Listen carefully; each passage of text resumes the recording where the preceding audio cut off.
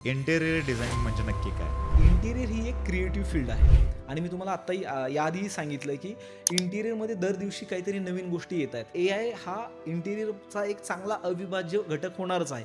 पण याचा वापर तुमच्या साईट्स खूप चांगल्या पद्धतीनं मॅनेज करण्यासाठी होऊ शकतो.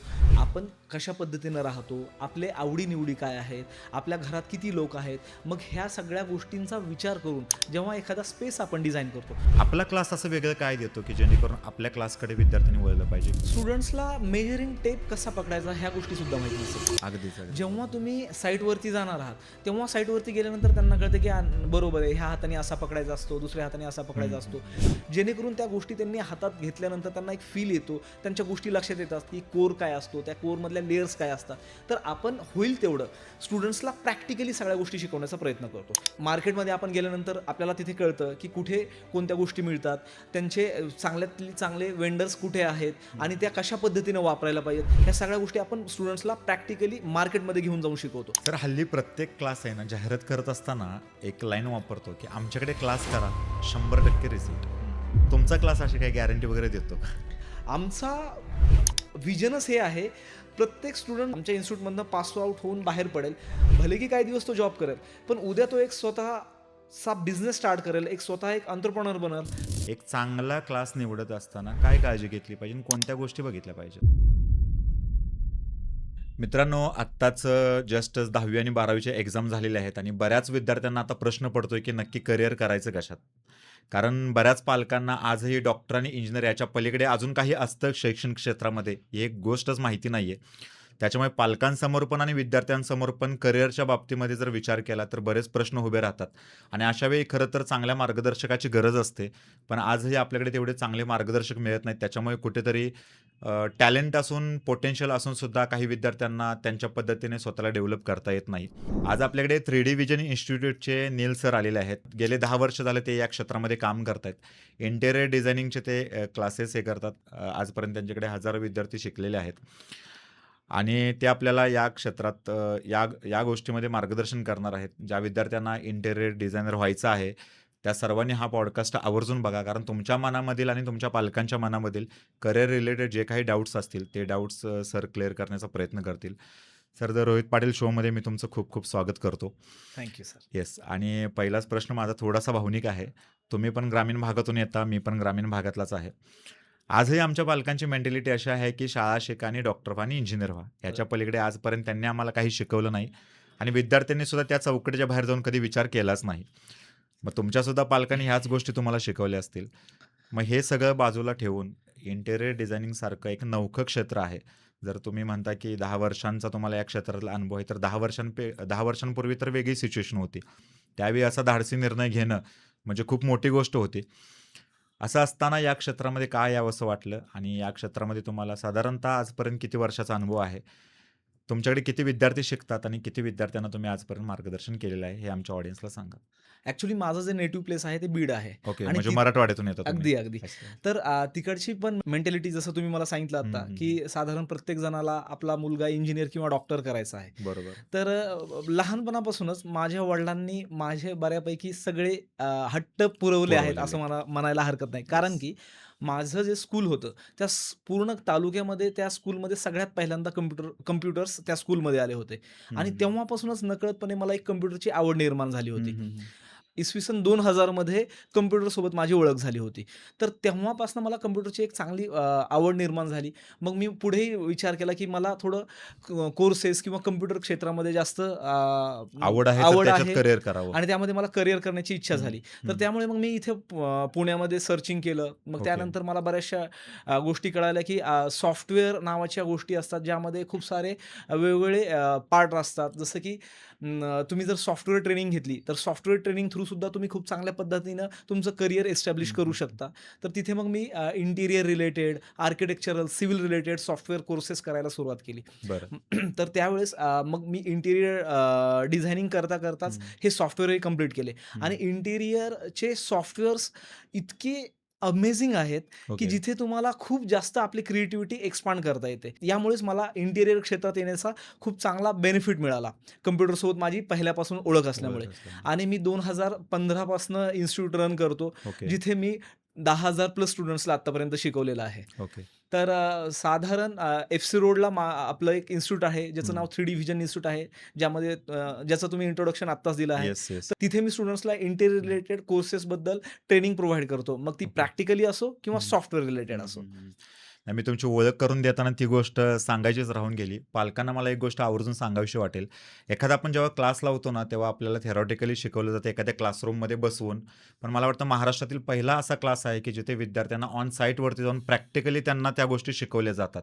आणि प्रॅक्टिकल त्या गोष्टी शिकवणारा किंवा इंटेरियर डिझायनिंग काय असतं किंवा करत असताना, डिझाइन करत असताना काय प्रॉब्लेम्स येऊ शकतात, असं शिकवणारा महाराष्ट्रातील मला वाटतं सर तुमचा एकमेव क्लास आहे. सर साधारणतः 10 वर्षांपूर्वी तुम्ही या क्षेत्रामध्ये आलात. खरं तर मी सुरुवातीलाच जसं बोललो, की 10 वर्षांपूर्वीची मानसिकता खूप वेगळी होती. चला आजकाल बऱ्याच गोष्टी सोशल मीडियामुळे पालकांना समजतात. त्यावेळी या क्षेत्रामध्ये येत असताना किंवा तेव्हा आल्यानंतर त्यावेळची जी टेक्नॉलॉजी होती आणि आत्ताची जी टेक्नॉलॉजी आहे, याच्यामध्ये तुम्हाला काही साम्य आढळतं का? किंवा काही प्रॉब्लेम्स आले का तुम्हाला ह्या 10 वर्षाच्या जर्नीमध्ये? अगदीच तुम्ही खूप छान प्रश्न विचारलाय. कारण की इंटिरियर ही फील्ड अशी आहे, की हं. जिथे दर दिवशी काहीतरी नवीन गोष्टी इंट्रोड्यूस होत आहेत मार्केटमध्ये. जसं की इंटिरियरमध्ये पहिल्यांदा फक्त लोकं AutoCAD वापरायचे. मग बरं. ज्यामध्ये AutoCAD नावाचं सॉफ्टवेअरमध्ये फक्त स्पेस प्लॅनिंग करून ते दाखवायचे, की अशा पद्धतीनं तुमच्या घराचा नकाशा असेल हं. आणि अशा पद्धतीनं फर्निचर प्लेसमेंट होईल. पण पुढे जाऊन लोकांना आवडायला लागलं, की माझं घर आतून कसं दिसेल किंवा कशा हं. पद्धतीनं डिझाइन होईल. त्यासाठी लोकांना 3D व्हिज्युअलाइज केलेले फोटोज दाखवायला सुरुवात केली. तर बरं. त्यासाठी मग 3ds मॅक्स किंवा SketchUp नावाचे सॉफ्टवेअर आले. हं, हं. तर हळू-हळू ह्या जे 10 वर्षे होते किंवा मागचे 15 ते 20 वर्ष जर आपण पाहिले, तर त्यामध्ये खूप सारे नवीन-नवीन सॉफ्टवेअर्स आले. सॉफ्टवेअरसोबत बहुतांश प्लगइन्स पण आले हं. आणि त्याचा फायदा असा झाला, हं. की आपण आपलं घर हं. होण्याआधीच बघू शकतो, की कशा पद्धतीने ते होईल. दिसू शकतं किंवा अगदीच, दिसू अगदीच आणि शकतं. ते कशा येस. पद्धतीने होऊ शकतं आणि रिवर्कचा त्यामध्ये स्कोप कमी होऊन जातो, की मला ही गोष्ट आवडली नाही म्हणून मला परत बनवायची आहे. सो हं. इट्स बेटर तुम्ही आधीच बघून घ्या आणि त्या हं. गोष्टी बघितल्यामुळे आपण त्याला जेव्हा फायनल केलेलं असतं, तर हं. त्या गोष्टी झाल्यानंतर सुद्धा तेवढ्याच आपल्याला चांगल्या वाटायला लागतात. हं. तर जसं तुम्ही एक प्रश्न विचारला होता, की यामध्ये जे चॅलेंजेस, तर तुम्हाला इंटिरियर फील्डमध्ये नवीन-नवीन जे सॉफ्टवेअर्स येणार आहेत किंवा नवीन-नवीन जी टेक्नॉलॉजी येणार आहे, ती अडॉप्ट करणं गरजेचं आहे. अगदी तेव्हा बरोबर. तुम्ही ह्या गोष्टी अजून चांगल्या पद्धतीनं डिलिव्हर करू शकता. येस. आता साधारणतः पालकांची मानसिकता काय असते मी तुम्हाला सांगतो. म्हणजे माझ्या पालकांनी पण माझ्यावरती तेच केलेलं आहे. आम्हाला लहानपणापासून सांगितलं जातं, की शाळा शिक आणि डॉक्टर हो आणि इंजिनिअर हो. करेक्ट. का सांगितलं जातं? कारण पालकांना काय वाटतं, की मुलगा आपला डॉक्टर झाला तर कुठेतरी जॉब करेल आणि जर नाहीच जॉब करता आला, तर कुठेतरी साधी ओ-पी-डी वगैरे टाकेल. नाहीच तेच जरी नाही जमलं तर एखादा ग्रामीण भागात गावामध्ये एखादा छोटासा दवाखाना जरी टाकला, तरी त्याचं ते म्हणजे जे काही असेल ते भागू शकतो किंवा तो जीवन जगू शकतो. बरोबर. इंजिनिअर झाला तर कुठल्यातरी कंपनीमध्ये तरी काम करू शकतो. मग मला सांगा, की आज हे क्षेत्र आहे. खरं तर काही पालकांसाठी हे क्षेत्र नवीन आहे. विद्यार्थ्यांना बऱ्याच गोष्टी माहिती आहेत, पण पालकांना आजही तेवढा अवेअरनेस नाहीये. तुम्ही ज्या क्षेत्रामध्ये काम करता त्या क्षेत्राबद्दल. या क्षेत्रामध्ये पुढील 10 वर्षाचं फ्युचर काय असू शकतं आणि एखाद्या विद्यार्थ्याने जर याच्यामध्ये जर करियर करायचं असेल तर त्याला, तर तो तुम्ही गॅरंटेड सांगू शकता का, की त्या विद्यार्थ्याने या क्षेत्रामध्ये येऊन करियर करावं? पुढे जॉब अपॉर्च्युनिटी पण आहेत आणि जर नाहीच जॉबचं जमलं तर स्वतःची फर्म वगैरे टाकून तो त्याचा बिझनेस ग्रो करू शकतो. अगदीच. कारण की आता जर तुम्ही जसं पाहिलं, की आज तुमच्या मित्राने फ्लॅट घेतलेला आहे हं. किंवा तुमच्या कोणत्याही रिलेटिव्हनं फ्लॅट घेतलाय. बरोबर. पुण्यामध्ये असो किंवा पुण्याच्या बाहेर असो. रादर तुम्ही असा जरी विचार केला, की तुमच्या गावाकडे तुमचा एखादा मित्र घर बनवतोय. हं, हं, तर हं. तो घर बनवण्यासाठी इतका एक्साइटेड असतो. तर प्लॅनिंग करण्यापासनं हं, म्हणजे हं. घराचं एक्सटिरियर कसं असेल, की त्याचा इंटिरियर कसा असेल, ह्या सगळ्या गोष्टी आजकाल प्रत्येकजण त्यांच्या लेव्हलप्रमाणे म्हणजे लाइक तालुक्याच्या ठिकाणावरनं तरी ते प्लॅन बनवून घेतात बरोबर. किंवा त्यांचे जे निअर अँड डिअर्स आहेत किंवा त्यांचे जे मित्र परिवार आहेत, हं. त्यांच्याकडनं त्या गोष्टी सजेस्ट करतात. आजकाल मोबाईलमध्ये सुद्धा इतक्या चांगल्या-चांगल्या गोष्टी आपल्याला मिळतात, की हं. जेणेकरून त्या गोष्टीमुळे त्यांना एक मोटिव्हेशन किंवा त्यांना एक सोर्स मिळू शकतो. हं, हं. तर आजकाल प्रत्येक ठिकाणी मेट्रो सिटीज असो, सिटीज असो किंवा रुरल एरिया असो, प्रत्येक ठिकाणी ग्रामीण भागात सुद्धा लोकांना आज त्यांचं घर खूप स्पेशियस पाहिजे. जसं मी तुम्हाला आत्ता सांगितलं, की तुमच्या रिलेटिव्हजमध्ये आज पुण्यामध्ये असो किंवा कोणत्याही ठिकाणी घर घेतलेलं असेल, तर त्या ठिकाणी ते असा विचार करतात, की माझा लिव्हिंग एरियामध्ये छानसं टीव्ही युनिट असेल, बरोबर. सोफा सिटिंग्स असतील, बरोबर. माझं बेडरूम अशा पद्धतीनं असेल, पूर्ण घरात सीलिंग असेल. तर ह्या सगळ्या गोष्टी आजकाल प्रत्येकांना हव्यात. लक्झरी लाईफस्टाईल प्रत्येकाला हवी आहे. अगदीच, तर अगदीच. तुम्ही तुम्ही इव्हन पुण्यामध्ये सुद्धा बघा किंवा प्रत्येक शहरात इन्फ्रास्ट्रक्चर खूप चांगल्या पद्धतीने डेव्हलप होतंय बरोबर. आणि या गोष्टीची दिवसेंदिवस डिमांड वाढतच चाललेली आहे. तर त्यामुळे पुढे तुम्ही 10, 15, 20 वर्षाचा जरी विचार केला, हं. तर तुम्हाला खूप यामध्ये चांगला स्कोप आहे. कारण की प्रत्येकाला चांगली लाईफस्टाईल हवी आहे. अगदीच बरोबर. तर त्यामुळे तुम्ही जर इंटिरियर डिझायनिंग शिकलात, तर इंटिरियर डिझायनिंगमध्ये तुम्हाला खूप चांगला स्कोप आहे, ज्यामध्ये तुमचं करियर खूप ब्राईट आहे. साधारणतः विद्यार्थ्यांनी या क्षेत्राकडे कधी बघितलं पाहिजे? 10वी नंतर, 12वी नंतर की पदवी नंतर? नाही, अगदीच यासाठी तुम्हाला काहीही लिमिटेशन नाहीये. पण 10वी-12वी पर्यंत बऱ्याचशा लोकांना कन्फ्युजन असतं, की मला ह्या गोष्टी जमतील का? किंवा हं, नाही मला हं. हेच शिकायचं आहे किंवा एखादी टेक्निकल फील्डच चूज करायची आहे. पण जेव्हा ते तिथे ॲडमिशन घेतात, बरोबर. तेव्हा त्यांना लक्षात येतं, की अरे मला ही गोष्ट तर जमतच नाहीये. मग अशा वेळेस काय करायचं? तर बऱ्याचशा वेळेस माझ्याकडे असेही ॲडमिशन्स आलेले आहेत, की त्यांनी 12वी केली आणि त्यांचं क्लिअर फोकस होतं, की नाही मला इंटिरियरच करायचं. तर हं. इंटिरियर डिझाइनसाठी त्यांनी ॲडमिशन घेतलं. पण काही स्टुडंट्स असे होते, की त्यांनी इंजिनिअरिंगला घेतलं किंवा डॉक्टरेटला किंवा सीएसाठी ॲडमिशन्स घेतले होते आणि नंतर त्यांच्या लक्षात आलं, की मला ह्या गोष्टी झेपतच नाहीयेत. हं, मग हं. त्याच्यानंतर त्यांना लक्षात आलं, की नाही आपण इंटिरियर डिझायनिंग या कोर्सकडे सुद्धा एक करियर अपॉर्च्युनिटी म्हणून बघू शकतो. हं, तर हं. त्यावेळेस त्यांनी तसे ॲडमिशन्स आपल्याकडे कन्फर्म करून त्यांच्या फ्युचरसाठी एक वाटचाल चालू केली. तर मी तुम्हाला इथे सांगेल, की तुम्ही 12वी नंतर जर इंटिरियरसाठी येत असाल, तर हं. तो बेस्ट टाईम असेल, ज्यामध्ये तुम्ही 1 वर्षाचा डिप्लोमा कोर्स जरी केला, तर त्यामध्ये तुम्हाला 1 वर्षानंतरच लगेच जॉब लागू शकतो आणि तुम्ही काही दिवसांनी स्वतःचा बिझनेसही चालू करू शकता. ओके. आता सर प्रत्येक क्षेत्रामध्ये कॉम्पिटिशन असतं. तुमच्या क्षेत्रामध्ये सुद्धा भरपूर कॉम्पिटिशन आहे. आपला क्लास असं वेगळं काय देतो, की जेणेकरून आपल्या क्लासकडे विद्यार्थ्यांनी वळलं पाहिजे किंवा आले पाहिजेत विद्यार्थी? ओके. छान प्रश्न विचारलाय तुम्ही ॲक्चुअली, की आपल्या क्लासमध्ये काय आहे? आता जर तुम्ही पाहिलं, की आपण सोशल मीडियावरती पण बऱ्यापैकी ॲक्टिव्ह असतो. तर एक 3D व्हिजन इन्स्टिट्यूट नावाचं एक Instagram पेज आहे, हं. ज्यावरती आपण बऱ्यापैकी डेली अपडेट्स वगैरे टाकत असतो. ओके. तर तुम्ही तिथे जर थोडंसं चेक केलं, हं. तर तुम्हाला त्यामध्ये बऱ्याचशा गोष्टी दिसतील, की आपण कशा पद्धतीनं स्टुडंट्सला नॉलेज प्रोव्हाईड करतो. हं, हं, हं. आपल्याकडे थेअरी जरी आपण शिकवत असू, तर त्या थेअरी सब्जेक्टचे फिजिकल मटेरियल्स आपण त्यांना दाखवतो, जेणेकरून त्या सगळ्या गोष्टी त्यांच्या लक्षात याव्या. जसं की एक तुम्हाला एक्झाम्पल देतो, की आपण जर प्लायवूडविषयी काही बोलणार असो, MDF किंवा लाईटचे टाइप्स कसे असतात, त्या सगळ्या गोष्टी आपण फिजिकली स्टुडंट्सला दाखवतो. जेणेकरून त्या गोष्टी त्यांनी हातात घेतल्यानंतर त्यांना एक फील येतो. त्यांच्या गोष्टी लक्षात येतात, की कोर काय असतो, त्या कोरमधल्या लेयर्स काय असतात. तर आपण होईल तेवढं स्टुडंट्सला प्रॅक्टिकली सगळ्या गोष्टी शिकवण्याचा प्रयत्न करतो. मार्केटमध्ये आपण गेल्यानंतर आपल्याला तिथे कळतं, की कुठे कोणत्या गोष्टी मिळतात, त्यांचे चांगल्यातले चांगले वेंडर्स कुठे आहेत हं, आणि त्या कशा पद्धतीनं वापरायला पाहिजेत, ह्या सगळ्या गोष्टी आपण स्टुडंट्सला प्रॅक्टिकली मार्केटमध्ये घेऊन जाऊन शिकवतो. तसंच जेव्हा तुम्ही साईटवरती एक्झिक्युशन चालू केलेलं असतं, तर साईटवरती जेव्हा काम करायचं असतं, तर तेव्हा साईटवरती गेल्यानंतर त्यांना कळतं, की अरे प्लायवूड अशा पद्धतीनं कट करावा लागतो, त्याचं स्ट्रक्चर असं बनावं लागतं. मग हे स्ट्रक्चर झाल्यानंतर त्यावरती लॅमिनेट पेस्ट होतो आउटर साईडचा. सगळ्यात आधी आपण इनर मायका पेस्ट करणं गरजेचं आहे. हार्डवेअर फिटिंग्स कशा पद्धतीच्या असतात, त्या कशा पद्धतीनं लावायला पाहिजेत, ह्या सगळ्या प्रोसिजर्स आपण स्टुडंट्सला साईटवरती घेऊन जाऊन शिकवतो. तर यामुळेच कुठेतरी मला असं वाटतं, की स्टुडंट्सला ह्या गोष्टीचं खूप डिटेल माहिती मिळते. अगदीच, तसंच अगदीच. आता हा एक्झिक्युशनचा आणि प्रॅक्टिकली गोष्टी बघण्याचा पार्ट झाला. त्यासोबतच इंटिरियरमध्ये काही सॉफ्टवेअर ट्रेनिंग्स घेणं पण गरजेचं आहे. ज्यामध्ये AutoCAD, 3ds Max, SketchUp, Lumion अशा पद्धतीचे काही सॉफ्टवेअर्स आहेत. मग ह्या सॉफ्टवेअर्समध्ये आपण स्टुडंट्सला खूप चांगल्या पद्धतीने ट्रेन करतो. म्हणजेच काय, की त्यांना AutoCAD असेल तर AutoCADचा particular electrical layout, plumbing layout, furniture layout, detail drawings, ceiling layouts, ह्या लूपिंग लेआउट ह्या सगळ्या गोष्टी आपण डिटेलमध्ये शिकवतो. मग जेणेकरून जेव्हा त्यांना एखाद्या कंपनीसाठी काम करायचं असतं किंवा हं. एखादी साईट घ्यायची असते, तर त्यावेळेस ते खूप चांगल्या पद्धतीने ह्या गोष्टी डिलिव्हर करू शकतात. मग आपण प्रत्येक सॉफ्टवेअरचा, प्रत्येक स्टुडंटचा एक सेपरेट पोर्टफोलिओ बनवून घेतो. ज्याचा फायदा त्यांना पुढे जॉबला अप्लाय करण्यासाठी हं, किंवा हं. त्यांना कुठे जर स्वतःची साईट घ्यायची असेल, तर त्या गोष्टी दाखवून त्यांना ह्या गोष्टी करणं खूप ईझी होऊन जातं. तर ह्या सगळ्या महत्त्वाच्या गोष्टी आहेत, ज्याचा फायदा आपल्या स्टुडंट्सला होतो, जो की आपल्या इन्स्टिट्यूटला एक वेगळं काहीतरी ओळख देतो. येस. नाही आपल्या इन्स्टिट्यूटची म्हणजे ओळखच आहे खास मी सुरुवातीला पण सांगितलं, की ऑन साईटवरती जाऊन प्रॅक्टिकली शिकवणारा महाराष्ट्रातील एकमेव क्लास असेल मला वाटतं. सर आता मला सांगा, की तुम्ही दोन्ही पद्धतीने शिकवता. विद्यार्थ्यांना थेरॉटिकली पण शिकवता आणि साईट्सवरती नेऊन पण शिकवता, प्रॅक्टिकली त्यांना दाखवता. दोन्हीमध्ये काय फरक वाटतो का तुम्हाला विद्यार्थ्यांच्या समजून घेण्याच्या ह्याच्यामध्ये? अगदीच म्हणजे मी रिसेंटली जो एक्सपिरियन्स होता, की स्टुडंट्सला मेजरिंग टेप कसा पकडायचा ह्या गोष्टीसुद्धा माहीत नसतात सर. अगदीच, अगदीच. जेव्हा बरोबर. तुम्ही साईटवरती जाणार आहात, तेव्हा साईटवरती गेल्यानंतर त्यांना कळतं, की बरोबर आहे, ह्या हाताने असा पकडायचा असतो, दुसऱ्या हाताने असा हं, पकडायचा हं, असतो. हं. तो सरळ लाईनमध्ये येणं गरजेचं आहे. ज्या मेजरिंग टेपमधल्या लाईन्स असतात, त्या प्रत्येक लाईन्सचं काय इम्पोर्टन्स आहे. तर ह्या सगळ्या गोष्टी जेव्हा तुम्ही साईटवर जाणार आहात आणि बरोबर. जेव्हा तुम्हाला मी सांगतो, AutoCAD सॉफ्टवेअरमध्ये एवढ्या कमांड्स आपण शिकलो आहेत, की आपण आता एक प्लॅन ड्राफ्ट करू शकतो. तर जेव्हा तुम्ही स्वतः डायमेन्शन मेजर केलेला प्लॅन स्वतः एकदा ड्राफ्ट करता, तेव्हाचा जो कॉन्फिडन्स असतो स्टुडंट्सचा, तो एक वेगळाच असतो. तर ते एक जो आनंद, जी ती बरोबर. एक्साइटमेंट असते, ती आम्ही बघून अजूनच मला खूप जास्त एक सपोर्ट मिळतो.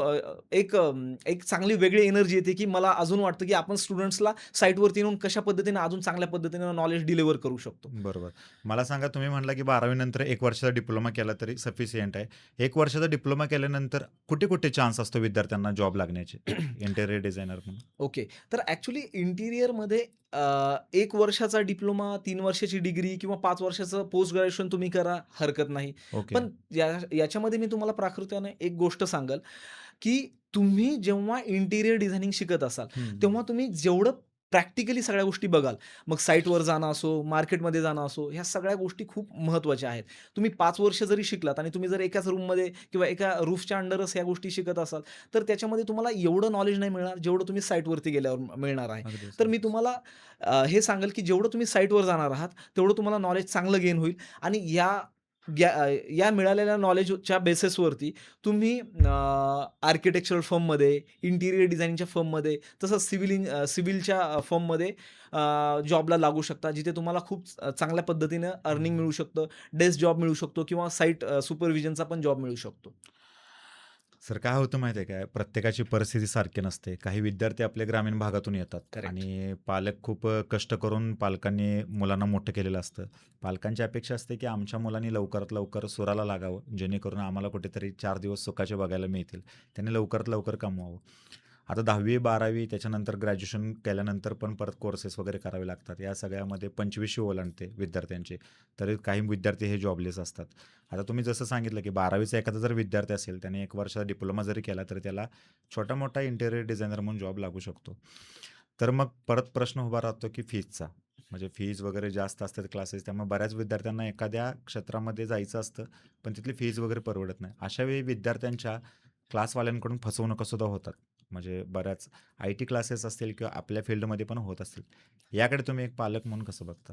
बऱ्याचशा स्टुडंट्सची जी परिस्थिती असते, मीही ग्रामीण भागातून आलेलो आहे आणि मलाही माहिती आहे, की शेतकऱ्याचं जीवन कसं असतं, कसं असतं? शेतकऱ्याकडे कधी पैसे येतात आणि बरोबर. कसे संपतात. तर बऱ्याचशा स्टुडंट्सचा हा फीसचा प्रॉब्लेम असल्यामुळे आम्ही त्यांना खूप चांगल्या पद्धतीने फीसचं पण ब्रेकडाऊन करून देतो. चांगल्या पद्धतीने डिस्काउंट पण ऑफर केलेलं असतं. कारण की ह्या गोष्टी केल्यामुळे त्यांनाही कुठेतरी एक सपोर्ट मिळतो आणि ही नवीन गोष्ट शिकण्यासाठी ते तयार होतात.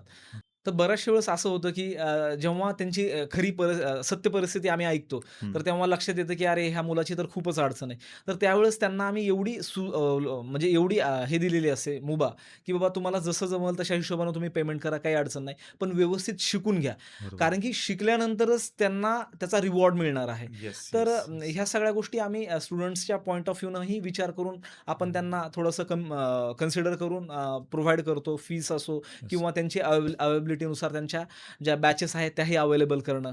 त्या हां. सगळ्या गोष्टी आपण इथे मॅनेज करतो. चला एक अतिशय महत्त्वाचा प्रश्न विचारतो, जो विद्यार्थ्यांच्या मनातला पण आहे आणि पालकांच्या मनातला पण आहे.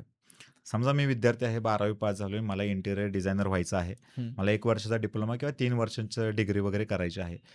आता मला एखाद्या इंटिरियर डिझायनिंगची क्लासची माहिती कुठून मिळणार? मी कुठेतरी सोशल मीडियावरती बघणार किंवा माझ्या कुठेतरी मित्राने एखादा क्लास केला असेल त्याच्याकडून ऐकणार किंवा मला कुठेतरी जाहिरात वगैरे वाचायला मिळणार किंवा मी Googleला सर्च करणार, तिथून मला कॉन्टॅक्ट्स मिळणार. बरोबर. प्रॉब्लेम असा होतो, की आम्हाला जेव्हा क्लास लावायचा असतो, तेव्हा आमच्यासमोर 10 क्लासेस येतात. करेक्ट. मग आमचं कन्फ्युजन होतं, की अरे चांगला क्लास कुठला असू शकतो? मग आम्ही रिव्ह्यू बघतो. आजकाल काय झालं, की रिव्ह्यूसुद्धा बऱ्याच वेळा तयार करून टाकलेले असतात चांगले-चांगले, जेणेकरून जास्तीत जास्त ॲडमिशन्स व्हावे म्हणून. करेक्ट. तर पालकांच्या आणि विद्यार्थ्यांच्या मनामध्ये उभा राहणारा सगळ्यात महत्त्वाचा प्रश्न म्हणजे एक चांगला क्लास निवडत असताना काय काळजी घेतली पाहिजे आणि कोणत्या गोष्टी बघितल्या पाहिजेत? जेव्हाही तुम्हाला इंटिरियर डिझाइनच्या कोर्ससाठी ॲडमिशन घ्यायचं असेल, तर नक्कीच तुम्ही काही 3-4 गोष्टी बघू शकता. ज्यामध्ये सगळ्यात पहिली गोष्ट असेल, की तुम्ही तो क्लास कधी इस्टॅब्लिश झालेला आहे, हं, हं, हं. किती जुना आहे, कशा बरोबर. पद्धतीनं ते सर्व्हिस प्रोव्हाईड करतात. जिथे तुम्ही ॲडमिशन घेणार आहात, हं, तिथलचा स्टाफ कसा आहे, त्या स्टाफला किती एक्सपिरियन्स आहे, हं. इव्हन ते स्टाफ कशा पद्धतीनं काम करतात किंवा ते बरोबर. त्या फील्डमध्ये काम करतात का? तसंच जे तिथलचे फाउंडर असतील, ते फाउंडर वैयक्तिक साइट्स घेतात का? ते ओके. त्यांचं इंटिरियरचं बॅकग्राऊंड आहे का? ते इंटिरियरचे प्रोजेक्ट्स घेतात का? जेणेकरून जेव्हा एखादा स्टुडंट त्यांना इंटिरियरबद्दल ऑन-साइट किंवा ऑन-साइट किंवा सॉफ्टवेअर रिलेटेड क्वेश्चन करेल, तर त्या सगळ्यांचं उत्तर त्यांना सहजासहजी देणं पॉसिबल असणं गरजेचं आहे. बरोबर. अदरवाईज ह्या जर गोष्टी व्यवस्थित नसतील, तर कोणताही स्टुडंट कुठेही चांगल्या नामांकित कॉलेजला जरी गेला आणि ह्या गोष्टी जर निगेटिव्ह असतील, तर तिथं त्याला ॲडमिशन घेतल्यानंतर ज्या गोष्टी भेटायला पाहिजेत, त्या गोष्टी अगदीच नक्कीच नाही मिळणार. तसंच तुम्ही तिथं त्या इन्स्टिट्यूटमध्ये जाऊन बघू शकता, की त्या इन्स्टिट्यूटमध्ये जे स्टुडंट्स आहेत, ते कुठे प्लेस झालेले आहेत. त्या प्लेसमेंट्स खऱ्या आहेत का? त्या स्टुडंट्ससोबत ते फोनवरती सुद्धा इंटरॅक्शन करू शकतात, की बाबा आम्हाला खरंच त्या स्टुडंट्स तुम्ही जे प्लेस केले आहेत, त्यांच्यासोबत आम्हाला बोलायचं आहे. तर ह्या सगळ्या गोष्टी जर तुम्हाला खरंच चांगल्या वाटत असतील, तर अगदीच तुम्ही तिथे ॲडमिशन घ्यायला हरकत नाही. हरकत नाही. इव्हन तुम्ही प्रिव्हियस स्टुडंट्सचे काही पोर्टफोलिओ बघू शकता, की त्यांनी कशा पद्धतीनं काम केलेलं आहे. मग तुम्हाला एक आयडिया येऊनच जाईल, की अशा पद्धतीचं जर काम असेल, तर हेच काम आपल्याला मार्केटमध्ये लागतं. मग हे जर मी काम शिकणार असेल, तर हे काम शिकल्यानंतर मला कुठेही जॉब किंवा मी स्वतः एक बिझनेस स्टार्ट करण्यासाठी नक्कीच तयार होईल. तर ह्या गोष्टी जर तुम्ही चेक केल्या, तर तुम्हाला नक्कीच फायदा होईल, की कुठे आणि कशा पद्धतीनं तुम्ही ॲडमिशन घेणं योग्य राहील. पालकांनी मला वाटतं थोडीशी आपली मेंटॅलिटी चेंज केली पाहिजे, की आम्ही मुलांना पहिल्यापासून सांगतोय, की शाळा शिक, डॉक्टर हो, इंजिनिअर हो. डॉक्टर आणि इंजिनिअर सोडून पण करण्यासारख्या बऱ्याच गोष्टी असतात. फक्त तुम्ही त्या चौकटीच्या बाहेर जाऊन बघितलं पाहिजे असं मला प्रामाणिकपणे वाटतं. ज्या विद्यार्थ्यांना इंटिरियर डिझायनर बनायचं आहे, ज्यांचं स्वप्न आहे, त्यांच्यासाठी खूप मोठी अपॉर्च्युनिटी आहे. सरांचा पुण्यातील प्रसिद्ध अशा फर्ग्युसन कॉलेज रोडला क्लास आहे. तिथे सरांकडे हजारो विद्यार्थी सरांनी आजपर्यंत ट्रेन केलेले आहेत. सरांशी कॉन्टॅक्ट तुम्हाला करायचा असेल किंवा सरांच्या क्लासला जर ॲडमिशन घ्यायचं असेल, तर सगळे डिटेल्स मी डिस्क्रिप्शनमध्ये देतोय, कमेंट बॉक्समध्ये देतोय. तिथून तुम्ही क्लासची जी काही इन्क्वायरी असेल ती करू शकता आणि क्लास सरांचा जॉइन करू शकता. मी तर आवर्जून तुम्हाला सांगेन, की तुम्हाला जर करायचाच असेल क्लास तर सरांकडेच करा. अतिशय महत्त्वाचा प्रश्न सर, एआय आलंय, हां. ChatGPT आलंय. आता आम्ही म्हणतोय, की एआय आल्यामुळे बऱ्याच इंजिनिअर लोकांचे जॉब जाणार आहेत आय-टीमधले.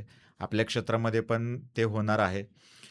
आज आम्हाला एखादं घर आहे, समजा 15 बाय 20 चा एखादा हॉल आहे आणि तो मला डिझाइन करायचा आहे. आम्ही एखादा प्रॉम्प्ट टाकला ChatGPTला, की ChatGPT लगेच बनवून देतं. बरोबर. याच्यामुळे कुठेतरी तुमच्या क्षेत्रामध्ये अनिश्चितता निर्माण झाल्या असं तुम्हाला वाटतं का? आणि याचा धोका कितपत आहे असं तुम्हाला वाटतं? नाही, अगदीच ह्या गोष्टी आलेल्या आहेत. पण मी तुम्हाला ह्याही गोष्टी सांगेल, की इंटिरियर ही एक क्रिएटिव्ह फील्ड आहे आणि मी तुम्हाला आत्ताही याआधीही सांगितलंय, की इंटिरियरमध्ये दर दिवशी काहीतरी नवीन गोष्टी येत आहेत. बरोबर. मटेरियल रिलेटेड किंवा टेक्नॉलॉजी वाईज. तर तुम्हाला मी इथे सांगू इच्छितो, की एआय हा इंटिरियरचा एक चांगला अविभाज्य घटक होणारच आहे. पण याचा वापर तुमच्या साइट्स खूप चांगल्या पद्धतीनं मॅनेज करण्यासाठी होऊ शकतो किंवा तुम्ही आज जर 5 साइट्स करत असाल, तर उद्या एआयचा यूज करून तुम्ही 15 ते 20 साइट्स तेवढ्याच टाईम फ्रेममध्ये करू शकता. का? कारण की उद्या जेव्हा जो टाईम फ्रेम आपल्याला लागतो, म्हणजे एखादा क्लायंट माझ्याकडे येतो, तर तो क्लायंट काय म्हणतो, समजा जोही इंटिरियर डिझायनर झालेला एक मुलगा आहे, त्याच्याकडे एक क्लायंट जर आला, तर तो उद्या काय म्हणतो, की माझं हे असं 2 बीएचके किंवा 3 बीएचकेचं घर आहे हं. आणि हे मला तुम्ही डिझाइन करून द्या.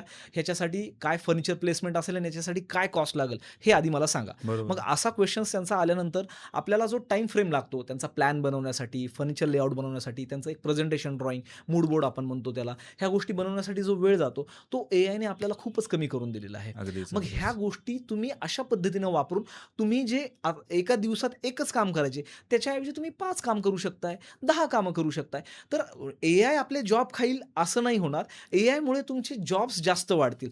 एआयमुळे तुम्ही जास्त प्रोजेक्ट्स करू शकता. तर येस. अशा पॉइंट ऑफ व्ह्यूनं जर तुम्ही विचार केला आणि अशा पॉइंट ऑफ व्ह्यूनं तुम्ही जर ह्या गोष्टी शिकलात, तर नक्कीच याचा तुम्हाला बेनिफिट होणार आहे. जो प्रश्न मी सुरुवातीला विचारला पाहिजे होता, तो मी तुम्हाला आत्ता प्रश्न विचारतोय. इंटेरियर डिझायनिंग म्हणजे नक्की काय? कारण त्याचं रिझन तुम्हाला सांगतो. बऱ्याच लोकांना आजही इंटेरियर डिझायनिंग म्हणजे काही माहीत नाही.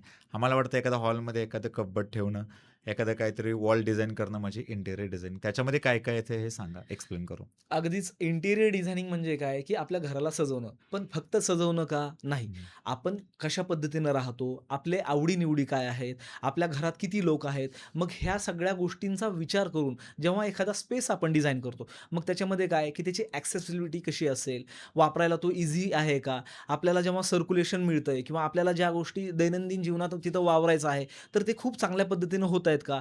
इंटिरियरचा फायदाच हा आहे, की आपल्याला कमी स्पेसमध्ये खूप चांगल्या पद्धतीनं सगळ्या गोष्टी ॲक्सेस करायला मिळाव्या. मग आता किचन जरी आजकाल आता पुण्यामध्ये जर तुम्ही पाहिलं किंवा मुंबईमध्ये पाहिलं तर थोडेसे कॉम्पॅक्ट फ्लॅट्स येस. मिळायला सुरुवात झालेली आहे. बरोबर. कारण की स्क्वेअर फीट रेट इतके महाग झाले आहेत आणि इतके महाग घर घेणं सुद्धा प्रत्येकाला पॉसिबल नाहीये. तर अगदीच. त्यामुळे बिल्डर लोकांनी थोडीशी घरांच्या साइजेस म्हणजे छोट्या केलेल्या आहेत. तर मग ह्या सगळ्या स्पेसमध्ये आपण कशा पद्धतीनं युजर फ्रेंडली घर बनवू शकतो, हा एक इंटिरियर डिझायनरचा पहिला महत्त्वाचा पॉइंट आहे. ह्या पॉइंटचा विचार करता कशा पद्धतीनं आपण एक डिझाइन करून एक चांगलं घर देऊ देऊ शकतो. मग त्यामध्ये क्लायंटच्या रिक्वायरमेंट्स, त्यांना काय आवडी-निवडी आहेत, त्या कशा पद्धतीने तिथं आपण फुलफिल करू शकतो. ह्या सगळ्या गोष्टींचा विचार करून एक डिझाइन केलेलं घर म्हणजे एक इंटिरियर डिझायनरनं केलेलं घर आहे. मग अच्छा. यामध्ये फक्त घराला आपण सजवतोय असं नव्हे, तर यामध्ये सगळ्या गोष्टींचा विचार करून ते घर डिझाइन केलेलं आहे. तर ते एक खरं स्किल असतं इंटिरियर डिझायनरचं. तर मी म्हणेल की ह्या सगळ्या गोष्टींचा विचार करणं गरजेचं आहे एका इंटिरियर डिझायनरला. बऱ्याच विद्यार्थ्यांना इंटेरियर डिझायनर व्हायचं आहे. पण त्यांच्या मनामध्ये एका गोष्टीची भीती बसलेली असते, की डिझायनर जर व्हायचं असेल तर मला ड्रॉइंग आलं पाहिजे. मला स्केचिंग आलं पाहिजे. ते आलंच पाहिजे का? यावरती तुमचं काय मत आहे? आणि याच्यामध्ये कोणकोणते सॉफ्टवेअर येतात ते पण आम्हाला सांगा. बरं. ॲक्चुअली काय आहे, की फ्रँकली स्पीकिंग मी पण ड्रॉइंगमध्ये खूपच खराब आहे. ओके. पण आजकाल आता तुम्ही जर एक 20-25 वर्षापूर्वीचा जर काळ पाहिला, हं. जसं की मी बरेचसे माझे अंकल लोक आहेत किंवा मामा आहेत, की त्यांच्याशी मी जेव्हा इंटरॅक्ट करतो, की ते मला सांगतात, की "अरे, तुम्हाला माहिती आहे का, आम्ही रात्र-रात्रभर जागून शीट्स करायचो हां. आणि तेव्हा ते कुठेतरी दुसऱ्या दिवशी आम्ही प्रेझेंट करायचो." तर ह्या गोष्टी काळानुसार थोड्याशा बदलल्या आहेत. बरोबर. तर आज तुम्ही जर बघाल, तर खूप सारे मल्टिपल सॉफ्टवेअर्स आलेले आहेत प्रत्येक फील्डमध्ये, ज्यामुळे काम खूप ईझी होत होत गेलेलं आहे. सॉफ्टवेअर वापरायचं कारणच हे, की आपल्याला ॲक्युरसी मिळते आणि तुमचं टाईम सेव्हिंग होतं. Yes, okay. येस. तर ह्या 2 गोष्टीमुळे आजकाल प्रत्येकजण सॉफ्टवेअर स्किल्सकडे वळत आहे. तर इंटिरियर आर्किटेक्चर सिव्हिल फील्डमध्ये जर तुम्ही पाहिलं, तर ड्रॉइंग जे करायचं काम होतं, ते AutoCADनं फुलफिल केलेलं आहे, येस. कंप्लीट केलेलं आहे. ज्यामध्ये तुम्ही आयसोमेट्रिक ड्रॉइंग्स म्हणा, फर्निचर लेआउट्स, एलिव्हेशन्स, बेसिक 3D ह्या सगळ्या गोष्टी त्यामध्ये कंप्लीट करू शकता. ज्यामुळे जो टाईम लागायचा स्केचिंग करण्याचा, तो तिथे सेव्ह झालेला आहे. आणि आता बऱ्याचशा जसं मी तुम्हाला आधीही सांगितलं, की बरेचसे लोकं म्हणतात, की हां, ठीक आहे, हे फर्निचर तर तुम्ही बनवून दिलंय. आता जे टेक्निकल लोकं असतात, की त्यांना माहिती आहे बाबा हे असं फर्निचर प्लेसमेंट केलेलं आहे लेआउटमध्ये, तर हे कसं व्हिज्युअलाइज होईल. पण प्रत्येक क्लायंट तशा पद्धतीनं व्हिज्युअलाइज नाही करू शकत. तर बरोबर. मग अशा वेळेस 3D व्हिज्युअलायझेशन करण्यासाठी काही सॉफ्टवेअर आहे, ज्याचं नाव SketchUp आहे, 3ds Max आहे, ज्याच्यामध्ये तुम्ही प्रॉपर 3D बनवू शकता त्या पर्टिक्युलर एरियाचं. मग कशा पद्धतीनं तुमचं फर्निचर असेल, त्याला कोणत्या प्रकारचं लॅमिनेट लागेल, कोणत्या कलरचं असेल, कशा पद्धतीची लाइटिंग असेल, ते पूर्ण तुमच्या घराला कशा पद्धतीने अँबियन्स क्रिएट करून देईल. तर ह्या सगळ्या गोष्टी तुम्ही आजकाल सॉफ्टवेअरचा यूज करून करू शकता. ज्याला स्केचिंग येतं, त्याला तर खूपच चांगल्या गोष्टी आहेत. स्केचिंग येणं म्हणजे काय असतं, की तुमचे कन्सेप्ट क्लिअर करणं, जे की आपण सॉफ्टवेअर थ्रू पण करू शकतो. तर आजकाल सॉफ्टवेअर वापरण्याचं कारण हे आहे, की तुम्ही तुमचं काम ॲक्युरेट आणि खूप चांगल्या पद्धतीनं प्रेझेंटेबल करता येतं. तर मी म्हणाल, की ड्रॉइंग येत नसेल तरीसुद्धा तुम्ही इंटिरियर आर्किटेक्चरमध्ये करियर अगदी करू शकता. करू शकता. सर हल्ली प्रत्येक क्लास आहे ना, जाहिरात करत असताना एक लाईन वापरतो, की आमच्याकडे क्लास करा, 100% रिझल्ट. हं, हं. 100% रिझल्ट ही गोष्ट खूप हायलाइट केली जाते आणि त्याची आम्ही गॅरंटी देऊ असं बोललं जातं. तुमचा क्लास अशी काही गॅरंटी वगैरे देतो का? काही जण बॉन्ड पेपरवरती लिहून देतात. आता खरं तर ॲक्चुअली क्लास लावल्यानंतर जॉब मिळेल यासाठी बॉन्ड पेपर हा नसतोच. हं. बॉन्ड पेपर असतो एखादा करार करण्यासाठी, जमिनीचा व्यवहार करण्यासाठी. पण तिथे कुठेतरी पालकांसोबतच विद्यार्थ्यांची पण फसवणूक होते. आणि टर्म्स अँड कंडिशन्स खाली लिहिलेले असतात. पण ते विद्यार्थी पण तेवढे सजगपणे वाचत नाहीत. आणि त्याच्यानंतर मग नुकसान झाल्यानंतर मग जेव्हा आम्ही विचारायला जातो, तेव्हा ते सरळ कागद पुढे करतात. "हे बघा तुम्ही सही केलेले अशा-अशा टर्म्स अँड कंडिशन्स होत्या." आणि अक्षरशः मार्केटमध्ये ना, अशा क्लासेसचा म्हणजे सुळसुळाट झालाय. म्हणजे सॉरी टू से बट धंदा मांडला ह्यांनी. ह्यांना विद्यार्थ्यांच्या कुणाच्याच पैशांशी काही देणं-घेणं ह्यांना फक्त स्वतःची घरं भरायची आहेत. कारण मला माझ्याकडे बरेच विद्यार्थी मला कॉन्टॅक्ट करतात आणि सांगत असतात, की असं-असं आमचं नुकसान झालंय ना, आम्हाला मदत करा. आणि ही एवढी मोठी चेन आहे ना, हे मला नाही वाटत ह्याच्यावरती कधी कंट्रोल होईल. याच्याबद्दल तुमचं काय मत आहे आणि तुमचा क्लास असं काही सांगतो का? आता तुम्ही जसं म्हटलं, की आज प्रत्येक क्लास असं सांगतो, की आम्ही 100% गॅरंटी देतो, की तुम्हाला प्लेसमेंट लागणार, जॉब मिळणार. येस. तर असे क्वेशन्स आम्हाला पॅरेंट्स किंवा स्टुडंट्स पण आल्यानंतर विचारतात. ओके. तर हां. आम्हीही त्यांना हेच उत्तर देतो, की 100% प्लेसमेंट आम्हीही तुम्हाला प्रोव्हाईड करतो. बरोबर. पण आता ह्या गोष्टीच्या मागे एक प्रोसेस आहे ॲक्चुअली. मी तुम्हाला ह्या गोष्टी कशा पद्धतीनं वर्क करतात हे मी तुम्हाला आज एक्सप्लेन करतो. जर तुम्हाला 100% प्लेसमेंट किंवा 100% तुम्हाला याच्यामध्ये करियर करायचं असेल, तर तुम्हाला एक चांगलं नॉलेज मिळणं गरजेचं आहे, जे की आम्ही प्रोव्हाईड करतो. हे आम्ही तुम्हाला 100% सांगतो आजही. तसंच बऱ्याचशा वेळेस काय होतं, की काही स्टुडंट्स आणि प्रत्येक स्टुडंट म्हणजे बऱ्याचशा वेळेस काय होतं, की प्रत्येक स्टुडंटची ग्रास्पिंग पॉवर तेवढी नसते. साधारण एका बॅचमध्ये 8 ते 10 स्टुडंट जरी असतील, तर प्रत्येकाची ग्रास्प करण्याची कॅपॅसिटी वेगवेगळी असू शकते. तर बऱ्याचशा वेळेस काय होतं, की 8 स्टुडंट्स म्हणतात, की "ठीक आहे सर, आम्हाला ह्या गोष्टी समजल्यात, आता आम्हाला पुढे जायचं आहे." पण एखाद 2 स्टुडंट्स असेही असू शकतात, की "सर, हे बॅच आम्हाला कंप्लीट झालेली आहे, पण हे सॉफ्टवेअर आम्हाला कळालेलं नाहीये." तर आम्ही स्टुडंट्सला जेव्हा ॲडमिशन घ्यायला येतात, तेव्हा ही एक शुअरिटी देतो, की जोपर्यंत तुम्हाला ह्या गोष्टी कळणार नाहीत, तोपर्यंत आम्ही तुम्हाला शिकवू. मग आम्हाला सिलेबस कव्हर नाही करायचा. आम्हाला त्या गोष्टी पोरांना जोपर्यंत येत नाहीत, तोपर्यंत त्यांना डिलिव्हर करायच्यात. मग त्यामध्ये सॉफ्टवेअर 1 वेळेस नव्हे, 2 वेळेस नव्हे, 3 वेळेस जरी त्यांना रिवाईज करायची गरज पडली, तरी आम्ही ते करण्याची तयारी ठेवतो विथआऊट एनी फीस. जेव्हा एकदा स्टुडंट्स आपल्याकडे ॲडमिशन घेतो, त्यांना जोपर्यंत ह्या सगळ्या गोष्टी येत नाहीत, तोपर्यंत आम्ही त्यांना शिकवतो. तर अगदीच जोपर्यंत ते त्या सॉफ्टवेअरमध्ये ट्रेन होत नाहीत, तोपर्यंत आम्ही त्यांना शिकवतो आणि एकदा सॉफ्टवेअरमध्ये ट्रेन झालं, तर त्यांना 100% गॅरंटी म्हणजे त्यांना 100% ही गॅरंटी असतेच किंवा त्यांना 100% आम्ही माहिती प्लेसमेंट असतं. प्रोव्हाईड करतोच आणि जेव्हा हे सॉफ्टवेअर ते कंप्लीट करतात, तर सॉफ्टवेअर कंप्लीट केल्यानंतर आम्ही त्यांच्याकडनं पोर्टफोलिओ पण बनवून घेतो. मग ह्या पोर्टफोलिओ बनवल्यानंतर त्यांना कोणत्याही कंपनीमध्ये अप्लाय करायचं असेल, तर ह्याच गोष्टी लागतात आणि आमचे भरपूर कंपनीसोबत टायअप आहेत. तर जिथे आम्ही त्यांना स्टुडंट्सला पाठवतो, तिथे त्यांनी जेव्हा पोर्टफोलिओ दाखवतात, तर पोर्टफोलिओच्या बेसिसवरती त्यांना जॉब सहजासहजी मिळतो. तर मी तुम्हाला सांगेल, की 100% गॅरंटी घेण्यापेक्षा तुम्हाला कशा पद्धतीनं तिथं शिकायला मिळतंय आणि कशा पद्धतीनं तुम्हाला तिथे नॉलेज मिळणार आहे किंवा काय पद्धतीचं नॉलेज मिळणार आहे, त्याची चौकशी करा. तुम्हाला जॉब अगदीच नक्की मिळेल. अतिशय तुम्ही योग्य मुद्दा मांडला. म्हणजे मी सुद्धा पालकांना नेहमी सांगत असतो, शिक्षक अमृत ओततायत, पण विद्यार्थ्याचा घडाच जर पालता असेल तर. विद्यार्थी तुमचे रिझन्स देत आहेत ना, ॲक्चुअली कुठल्याच क्लासमध्ये शिकवलं जात नाही असं होत नाही. शिकवलं जातं, पण त्या विद्यार्थ्याने जर शिकलंच नाही तर त्याला कसा जॉब मिळणार? आणि याच्यानंतर मग क्लासेसना बदनामी करणं वगैरे, बदनाम करणं वगैरे अशा बऱ्याच विद्यार्थ्यांकडे ह्या गोष्टी पण घडतात. तुम्हाला असा काही अनुभव वगैरे एखादा आलाय का? की आपल्याकडे विद्यार्थी आलाय, त्याला तुम्ही खूप चांगलं उत्तम प्रकारे शिकवलंय आणि त्याला कुठे प्लेस नाही झाला तो. मग त्याच्यानंतर क्लासची निगेटिव्ह जाहिरात करणं वगैरे असं काय? असा एखादा अनुभव? जसं मी तुम्हाला आत्ता सांगितलं सर, की मी ह्या इंडस्ट्रीमध्ये 10 ते 12 वर्षापासून हां, आहे. बरोबर. तर मी स्टुडंट्ससोबत इतका म्हणजे फॅमिलिअर झालेला असतो, ओके. की त्यांना काय गोष्टी पाहिजेत आणि काय गोष्टी मध्ये त्यांचा इंटरेस्ट आहे. आता तुम्ही इंटिरियरमध्ये जरी पाहिलं, तर इंटिरियरमध्ये तुम्ही 2 पद्धतीनं काम करू शकता. कसं? एक आहे सॉफ्टवेअर बेसिस. मग सॉफ्टवेअरवरती जेव्हा तुम्ही चांगलं हँड्स ऑन व्हाल, तेव्हा तुम्हाला एक डेस्क जॉब मिळू शकतो, की तुम्ही बसायचं एका कॉम्प्युटरवरती आणि त्याच्यावरती सॉफ्टवेअरच्या मदतीनं खूप चांगल्या-चांगल्या पद्धतीने डिझाईन्स करू शकतात. बरोबर. आणि काही लोकांना बसण्याची पेशन्स नसतात. त्यांना काहीतरी इकडे-तिकडे एक्सप्लोर करायचं असतं किंवा इकडे-तिकडे फिरायचं असतं. तशा लोकांना मी नक्कीच रिकमेंड करतो, की तुम्ही प्रॅक्टिकली एक्झिक्युशनमध्ये जा.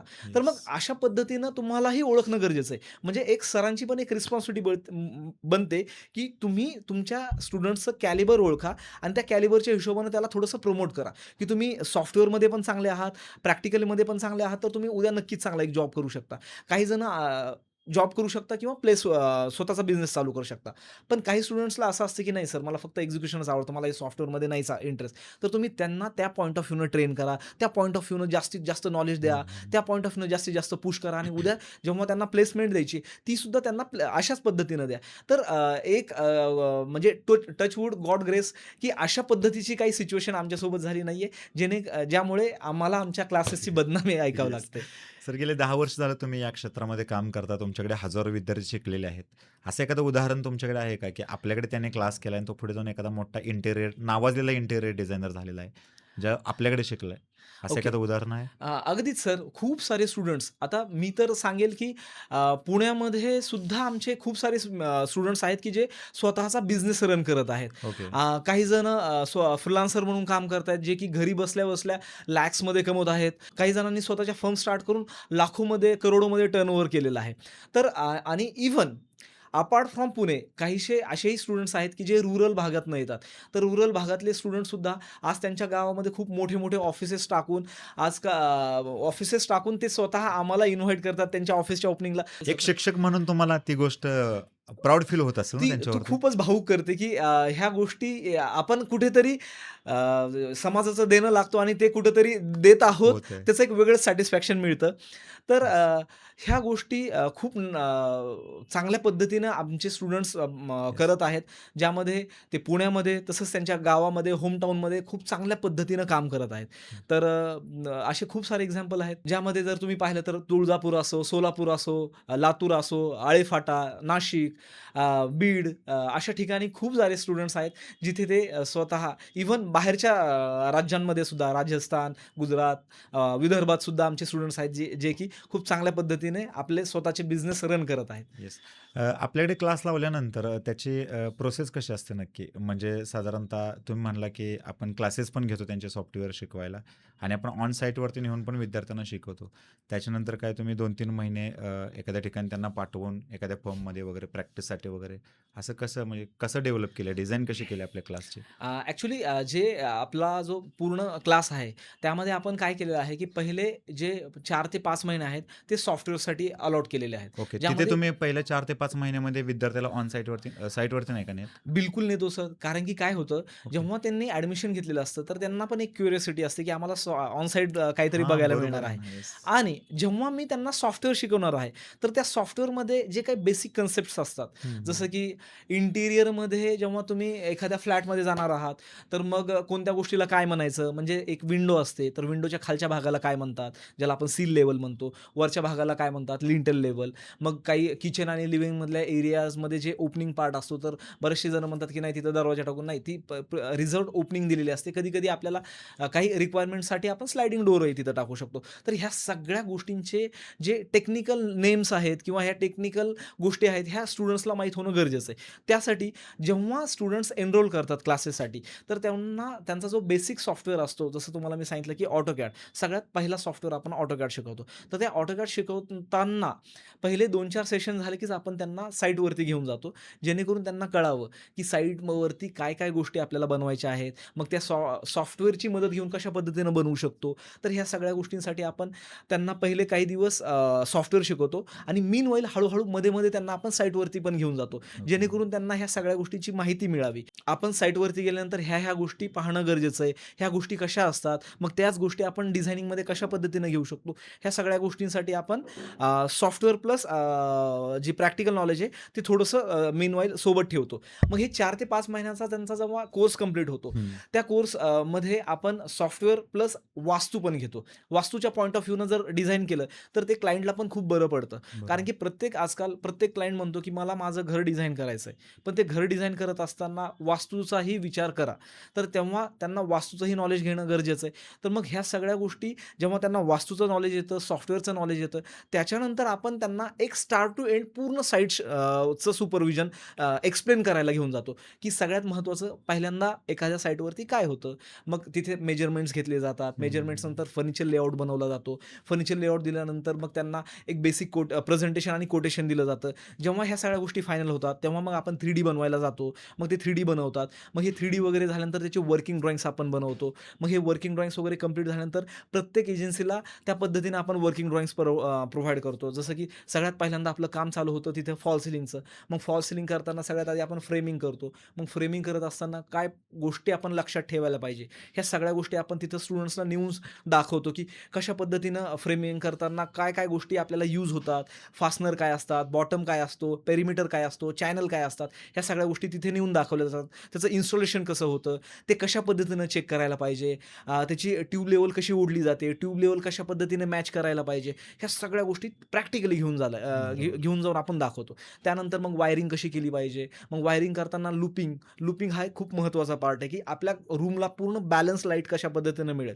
मग बॅलन्स लाईट मिळण्यासाठी आपण एका बटनवरती किती लाईट्स देतोय, जेणेकरून आपल्याला जर कमी लाईट हवा असेल, तर तो हं. पूर्ण रूममध्ये स्प्रेड होतोय का? ह्या गोष्टी आपण तिथे नेऊन शिकवतो. लाईट्सचे प्रकार कोणते वापरणार आहोत, त्या हिशोबाने आपण किती लाईट्स देणं गरजेचं आहे. ह्या सगळ्या गोष्टी आपण स्टुडंट्सला तिथे नेऊन शिकवतो. मग येस. ह्या सगळ्या गोष्टी स्टार्ट टू एंड म्हणजे फर्निचर, इलेक्ट्रिकल, प्लंबिंग आणि पेंटिंग ह्या सगळ्या गोष्टी जेव्हा आपण साईटवरती एक्सप्लेन करतो, तर ह्या गोष्टी त्यांना कळालेल्या असतात, की हं. ह्या गोष्टी करत असताना कोणत्या गोष्टीचं आपण लक्ष ठेवणं गरजेचं आहे किंवा काय गोष्टी आपण केल्यानंतर ह्या केलं. गोष्टी व्यवस्थित होतील.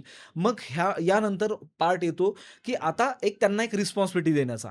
तर आम्ही 4-4, 5-5 स्टुडंट्सचा एक ग्रुप बनवतो आणि ओके, त्यांना एक साईट हँडओव्हर करतो, की तुम्ही ही साईट पूर्णपणे मॉनिटर करायची आता ओके. आणि ती मॉनिटर करत असताना तुम्हाला येणारे प्रॉब्लेम्स किंवा तुम्ही व्यवस्थितपणे पाईपलाईन प्रोसेस त्याची फॉलो करताय का? त्याची व्यवस्थित पाईपलाईन सेट करताय का? ते येऊन तुम्ही आम्हाला इथे अपडेट देत राहायचे. मग त्यामध्ये मी त्यांना सांगतो, आता कसं असतं प्रत्येक वेळेस तुम्ही नवीन साईट घेता, तर नवीन साईटचे नवीन प्रॉब्लेम्स असू शकतात, नवीन रिक्वायरमेंट्स असू शकतात. मग त्या कशा पद्धतीनं फुलफिल करायला पाहिजेत, त्यावरती वे आउट काय काढायला पाहिजे, ह्या सगळ्या पद्धतीनं आपण त्यांना शिकवतो. मग 3 महिन्याचा मी त्यांना ॲक्चुअल प्रॅक्टिकली सगळ्या गोष्टी सांगतो आणि पुढचे 3 महिने जी एक साईट हँडओव्हर करायची आहे, त्याचं ते पूर्ण पाईपलाईन सेट करतात. ज्याचं मॉनिटरिंग मी स्वतः त्यांचं करत असतो. मग अच्छा. यामध्ये ह्या गोष्टी अशा असायला पाहिजेत, तशा पद्धतीनं केल्यानंतर याचं काम तुम्ही पटकन करू शकता. तर यामुळे त्यांना एक प्रॅक्टिकली पण एक एक्सपोजर मिळतो, ज्याच्यासाठी स्टुडंट्सला कुठे 6 महिने किंवा 3 महिने एखाद्या फर्ममध्ये इंटर्नशिप करायची असते. ती करण्याची गरज नाही. तुम्हाला पोर्टफोलिओ सॉफ्टवेअरमध्ये आपण बनवून घेतो. तसंच प्रॅक्टिकली सुद्धा नॉलेज तर मिळणारच आहे, पण तसंच एक साईटचं पण सुपरव्हिजन करायला मिळतंय. ज्याच्यामुळे तुम्हाला एक वेगळाच कॉन्फिडन्स मिळतो.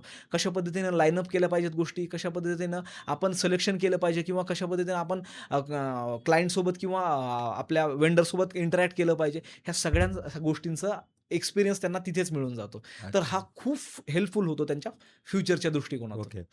एखादा क्लास लावत असताना किंवा कोर्स करत असताना पालकांची अपेक्षा असते, की विद्यार्थ्यांनी म्हणजे आमच्या पाल्याने किंवा आमच्या मुलांना लवकरात लवकर नोकरी लागावी आणि त्यांनी त्यांच्या पायावरती उभं राहावं. राइट. विद्यार्थ्यांना पण असंच वाटतं, की लवकरात लवकर एज्युकेशन कंप्लीट व्हावं आणि आपण नोकरीला लागावं.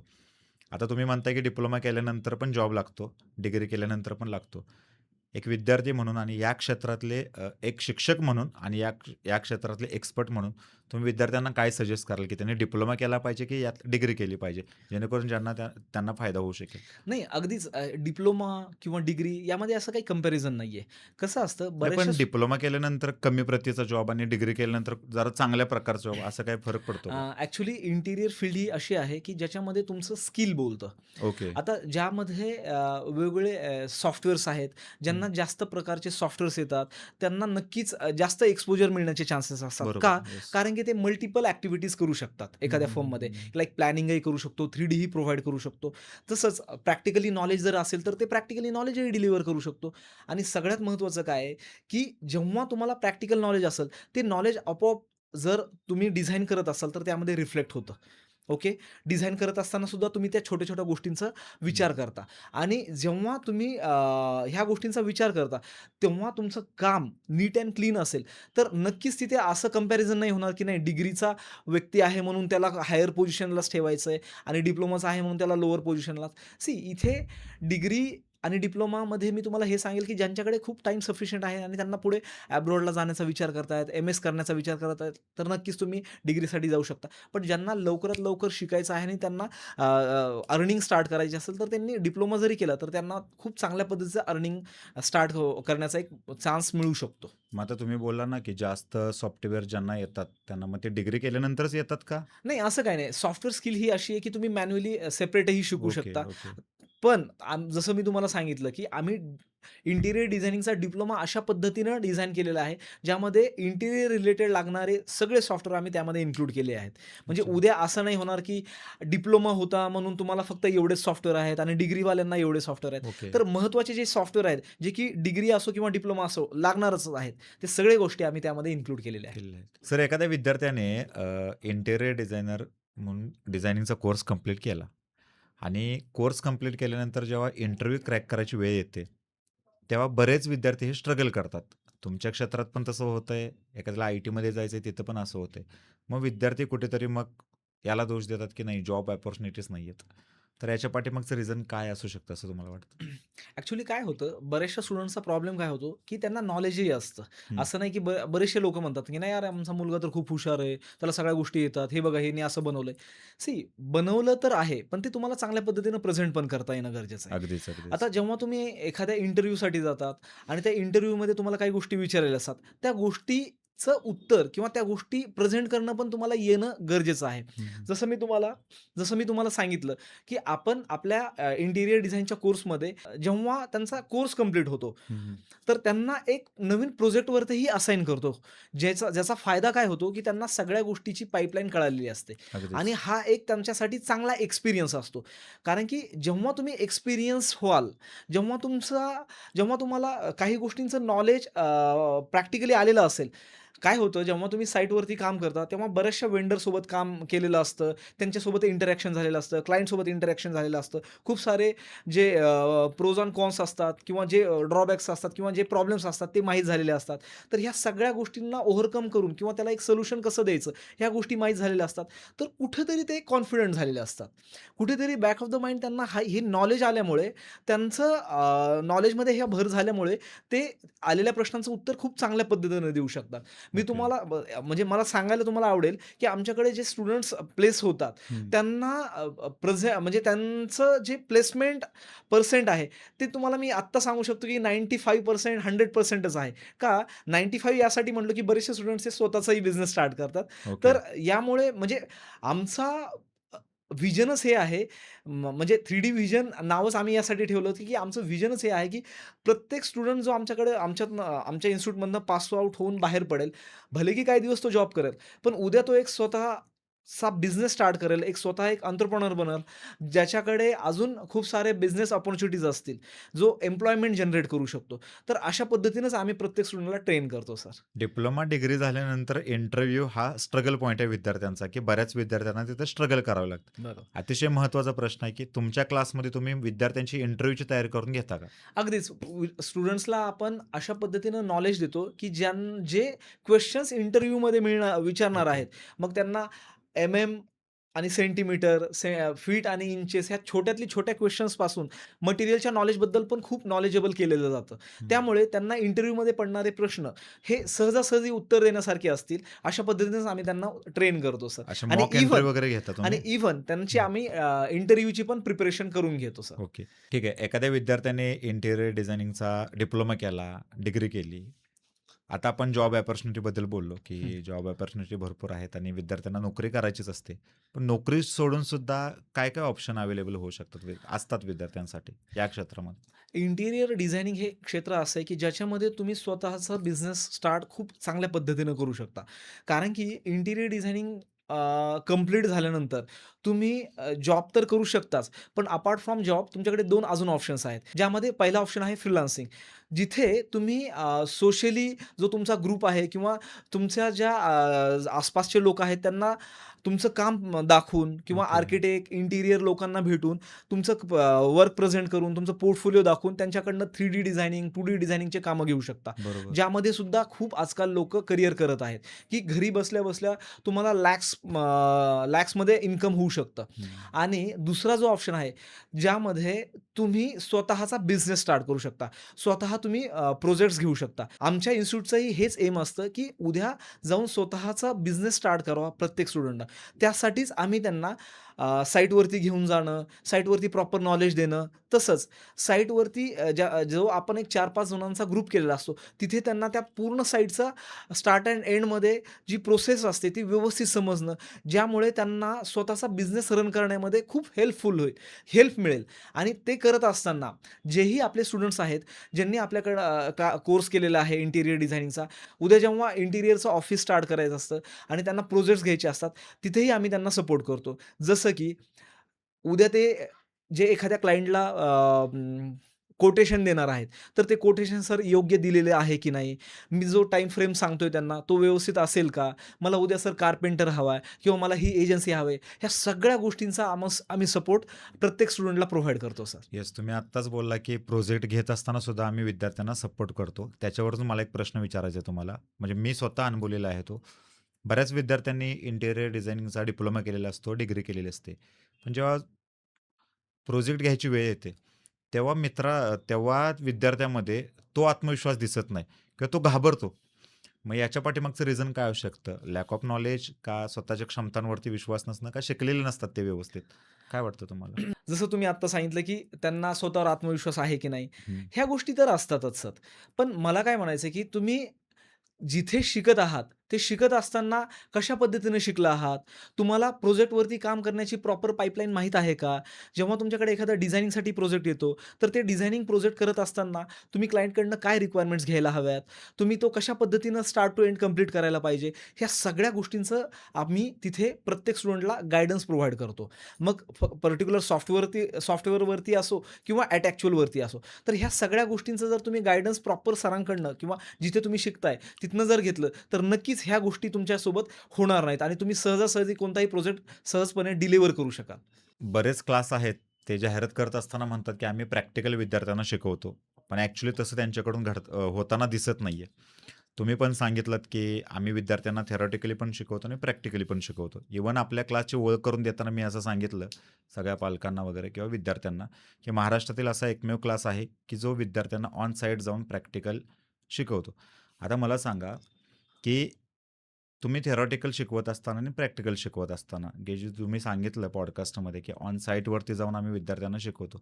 मग ते साईट्स नक्की असतात कोणाच्या आणि कुठे नेऊन शिकवता ॲक्चुअली? 3D व्हिजन नावाची जी आपली फर्म आहे, त्याचीच एक सिस्टर कंपनी आहे एस-बी डिझाइन स्टुडिओ, ओके. ज्यामध्ये आपण आर्किटेक्चरल प्रोजेक्ट्स घेतो. मग बरं. ज्यामध्ये कन्स्ट्रक्शनपासून इंटिरियर करणं, ह्या सगळ्या गोष्टी आपण तिथेच त्या फर्मच्या अंडर ह्या सगळ्या सर्व्हिसेस देतो. हं. मग ह्या सर्व्हिसेस प्रोव्हाईड करत असताना जे तिथे प्रोजेक्ट्स आपण घेतो, त्याच प्रोजेक्ट्सवरती जे मी स्वतः मॉनिटरिंग करत असतो, डिझायनिंग करत असतो, ओके. प्लॅनिंग करत असतो, त्याच साईटवरती आपण स्टुडंट्सला घेऊन जातो. ज्याचा बेनिफिट हा होतो, की आपण जी साईट कंप्लीट करणार आहोत, त्याच ठिकाणी स्टुडंट्सला घेऊन मुळे त्यांना जे प्लॅनिंगपासनं पूर्ण एक्झिक्युशन प्लस त्यामध्ये येणारे सगळे प्रॉब्लेम्स, ह्या सगळ्या गोष्टींचा आपण कशा पद्धतीने सोल्युशन काढलं आहे आणि त्यावरती आपण कशा पद्धतीने त्यांना हँडओव्हर दिलं आहे, ह्या हं. सगळ्या गोष्टींची आपण शेअरिंग आपल्या स्टुडंट्ससोबत करतो आणि त्यांना त्या सगळ्या गोष्टी प्रॅक्टिकली नेऊन दाखवतो. तर ओके. तुम्ही जर इथे पाहाल, तर आपली एक जसं मी तुम्हाला सांगितलं, की एस-बी डिझाइन स्टुडिओ नावाने एक फर्म आहे, जिचं Instagram पेज पण आहे, ज्यावरती तुम्ही जाऊन बघू शकता, की आपण कशा पद्धतीनं प्रॅक्टिकली प्रोजेक्ट्स तिथे करतो आणि त्या प्रॅक्टिकल प्रोजेक्ट्सचा बेनिफिट आपण आपल्या स्टुडंट्सलाही देतो सर. सर, एखादा विद्यार्थी कोर्स कंप्लीट करतो, डिप्लोमा करतो किंवा डिग्री करतो. डिग्री केल्यानंतर एखादा प्रोजेक्ट तो घेतो. आता प्रोजेक्ट घेतल्यानंतर ज्या क्लायंटचा त्याने प्रोजेक्ट घेतलेला आहे, त्या क्लायंटचा पहिला प्रश्न काय असतो, की याचं बजेट कितीचं आहे? मग अशा वेळी त्यांना जे कोटेशन द्यायचं असतं, ते कोटेशन काढायला मला वाटत नाही, की कुठं शिकवलं असेल. कसं डिझाइन करायचं वगैरे ते कुठल्या क्लासमध्ये शिकवत असतील. आपल्या इन्स्टिट्यूटमध्ये विद्यार्थ्यांना ती गोष्ट शिकवली जाते का? कोटेशन कसं डिझाइन करायचं किंवा बजेट कसं फायनल करायचं त्याचं? बिलकुल सर. कारण की आपण इथे जेव्हा प्रॅक्टिकली स्टुडंट्सला घेऊन जातो, हं.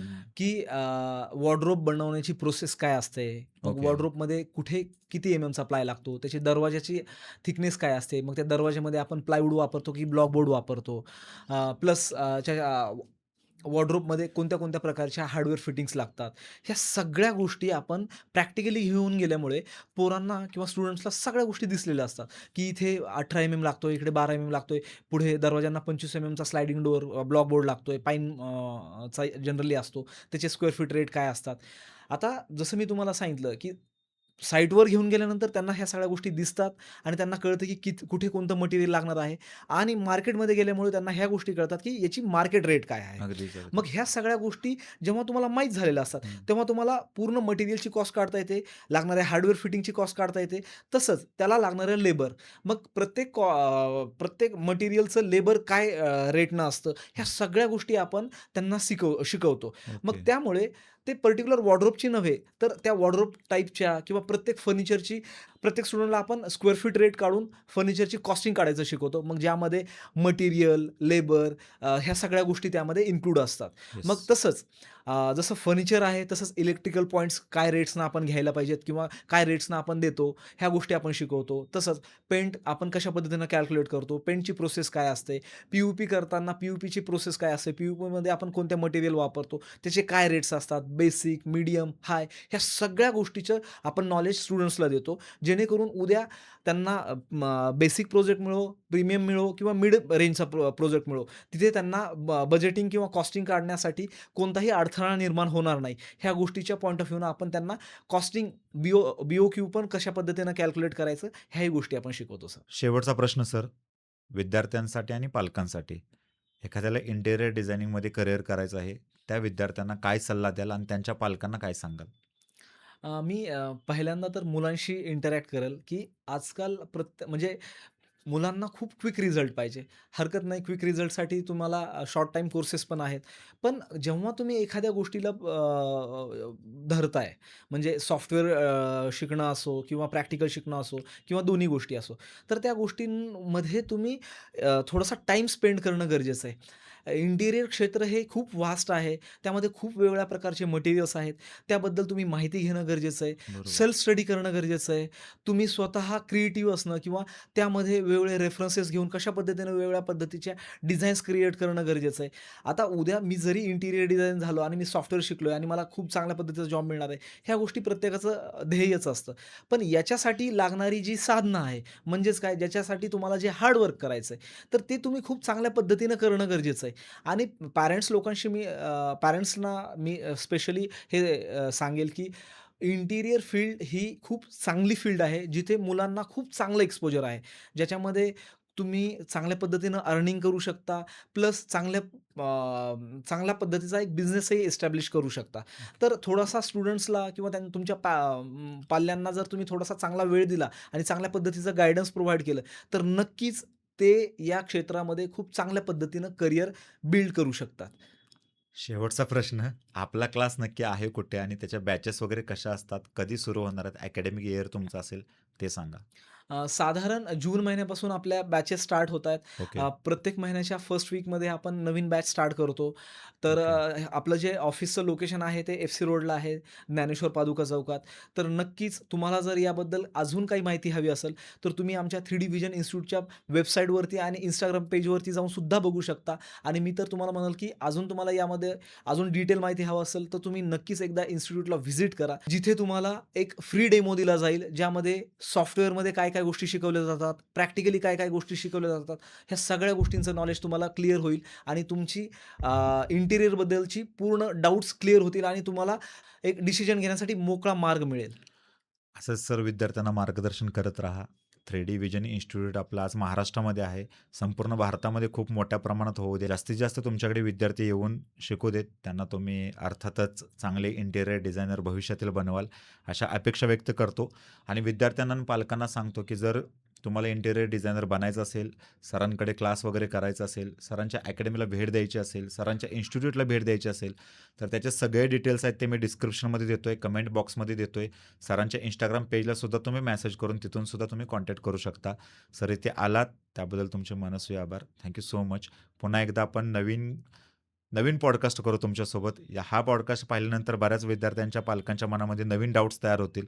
त्या डाउट्सवरती आपण परत नंतर सेकंड पॉडकास्टमध्ये त्याच्यावरती आपण चर्चा करू. धन्यवाद. धन्यवाद सर.